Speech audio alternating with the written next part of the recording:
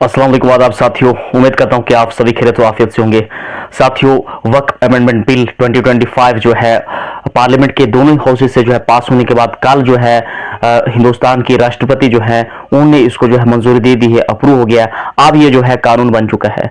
साथियों, मैं आपको बताऊं कि वक्फ अमेंडमेंट बिल 2025 के पास होने के साथ जो है रीजनल पार्टीज जो खासकर टीडीपी और जेडीयू है, इन पे क्या है आने वाले टाइम में क्या असरात होंगे और इनके लिए कौन सी चुनौतियां जो होंगी, मुश्किलातें जो होंगी, ये सवाल उन रीजनल पार्टी से है जो अपने आप को सेकुलरिज्म, वो पार्टियां जो अपनी स्टेट्स में जो है सेकुलरिज्म की बुनियाद पे जो है वो जीती। आंध्र प्रदेश के चीफ मिनिस्टर की बात करूं जो चंद्रबाबू नायडू हैं, जिन्होंने कहा था कि वक्फ की जायदाद की हिफाजत के लिए हम पुरज़्ज़म है। भारतीय जनता पार्टी से ज्यादा सवाल जो ज्यादा निशाने पे हैं वो है वो रीजनल पार्टीज जो एनडीए की सहयोगी थी, यानी कि टीडीपी और जेडीयू। टीडीपी जिनके लोकसभा में 16 मेंबर हैं और जेडीयू जिनके 12 मेंबर्स हैं।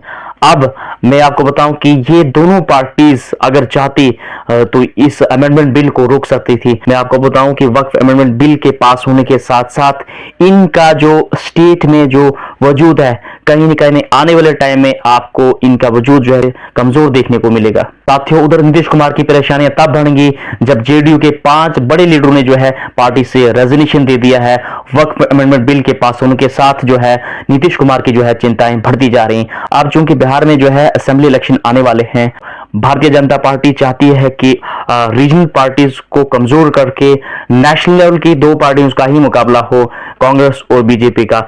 क्योंकि अगर इस टाइम हम देखें, कांग्रेस जो है भारतीय जनता पार्टी के सामने एक कमजोर पार्टी है। इंडियन साथियों, भारत में और भी मुद्दे थे जिनको डिस्कस किया जा सकता था। रोजगारी, महंगाई, जो यूएस ने टैरिफ जो है 26% इंडिया पे इंपोज किया है, उसके क्या प्रभाव होंगे आने वाले टाइम में इंडियन इकोनॉमी पे, ये मुद्दे डिस्कस किए जाने चाहिए।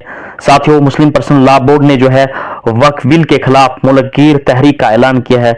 जी हां, बोर्ड के जनरल सेक्रेटरी मौलाना मोहम्मद फजल रहीम मजददी ने एहतजाज और मुजाहरे का खाका पेश करते हुए कहा कि न सिर्फ इसके खिलाफ कानूनी रास्ता इख्तियार किया जाएगा बल्कि पुरअमन तरीके से तमाम जमहूरी जराये को इस्तेमाल करते हुए एहतजाजी धरनों, मुजाहरों, काली पट्टियां बांधकर अलामती एहतजाज का एहतमाम किया जाएगा।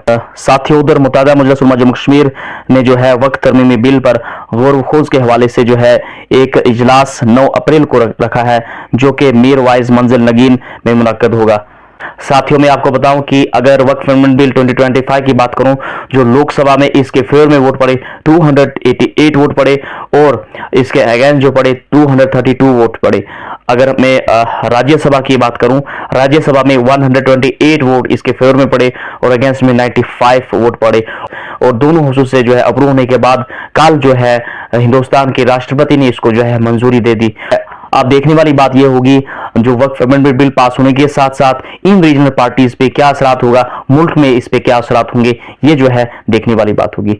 साथियों, वीडियो को शेयर कीजिए। किसी भी लेटेस्ट अपडेट के लिए मेरे चैनल सद्दाम बालीजन को सब्सक्राइब कीजिए, बेल आइकन पे प्रेस कीजिए। मिलते हैं नई वीडियो में एक नई अपडेट के साथ। Thank you.